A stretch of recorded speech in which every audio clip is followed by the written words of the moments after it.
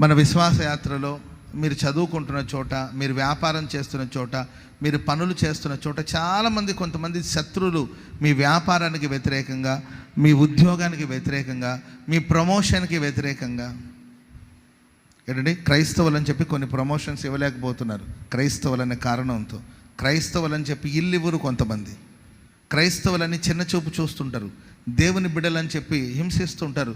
ఇవన్నీ చూసినప్పుడు మనకు ఆ వ్యక్తి మీద ద్వేషం కలుగుతుంటుంది, బాధ కలుగుతుంటుంది. అతడు మనల్ని బాధించాలని ఏమి అతనికి అలాంటి ఆలోచన, అతని వెనకాల క్రియేట్ చేసే ఒక దురాత్మ ఉంటుంది.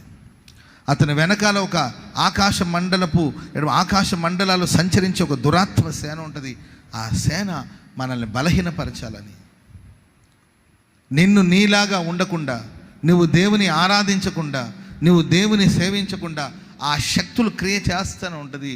నీవు వెంటనే శత్రును గుర్తుపట్టి ఆ శత్రు క్రియలుగా